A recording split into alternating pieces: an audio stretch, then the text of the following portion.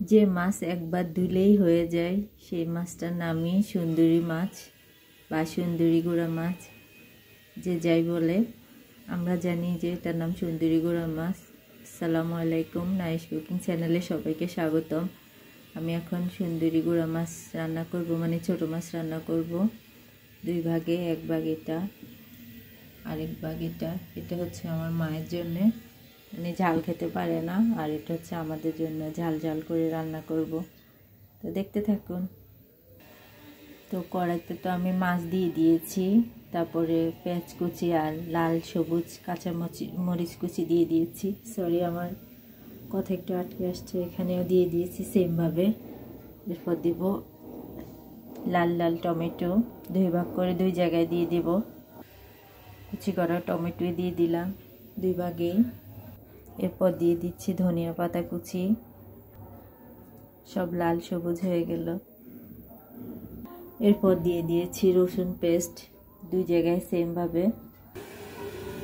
এখানে দিয়ে দিলাম হলুদ গুঁড়ো সেমভাবে। এখানে বেশি করে মরিচ গুঁড়ো দিয়ে দিয়েছি, যেহেতু আমরা ঝাল খাই, কিন্তু আমার মা তো ঝাল খেতে পারে না, ওনার এখানে সামান্য পরিমাণে দিয়েছি।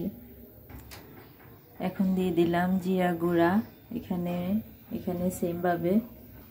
লবণ দিতে আমার একটু ভয় লাগে, কারণ সবসময় আমার কখনোই লবণ কম হয় না, বরং বেশিই হয় একটু, তবু আন্দাজ মতো দিয়ে দিলাম। সবশেষে মাস্টার্ড অয়েল দিয়ে দিচ্ছি সেমভাবে। এখানেও মাস্টার্ড অয়েল দেওয়ার কারণ হচ্ছে আমি এখানে মোটামুটি রান্না না, এটা এক ধরনের মরিচ খোলা হবে। খোলায় বড় কলা পাতার মধ্যে যেটা দেয় আর কি, আমাদের নোয়াখালীতে বরফের মরিচ খোলা বলে। তো আমার কাছে এখন তো যেহেতু কলা পাতা বা বরফ নেই, সেজন্য আমি জাস্ট একদম ডিম আছে কড়াইতে করেই ডাইরেক্ট রান্না করে নেব। এখানে মাস্টার্ড অয়েল দিয়ে দিয়েছি সেমভাবে। সব কিছু দেওয়া শেষ, এখন আমি ভালোভাবে মেখে নিব।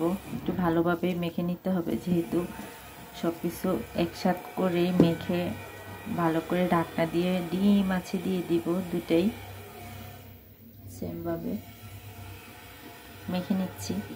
লবণ কেমন হবে জানি না, আল্লাহ ভালো জানে বেশি লবণ হয়ে যায় কিনা, কারণ আমার বেশিই হয় পরিমাণে, কম হয় না কখনো। আলহামদুলিল্লাহ এক সাইড মেখে নিয়েছি, এখন আরেক সাইডে যাচ্ছি। এই সাইডে একটু লাল লাল কম হবে, কারণ এখানে লাল মরিচ একদম কম দিয়েছি পরিমাণে। মা আমার ঝাল খেতে পারে না, তাই আলহামদুলিল্লাহ দুই সাইডে মেখে নিয়েছি। এখন বসিয়ে দিব ডিম মাছের চুলায়। এই তো আমি একদম ডিম মাছের চুলায় বসিয়ে দিয়ে এখন ঢাকনাটা দিয়ে দিচ্ছি। সেমভাবে চুলায়ও বসিয়ে দিয়েছি। রান্না শেষ হলে সস ভাব আপনাদেরকে দেখাবো। আজ এ পর্যন্তই, আমার পাশে থাকবেন সব সময়। থ্যাংক ইউ, টাটা, বাবা, আল্লাহ হাফেজ।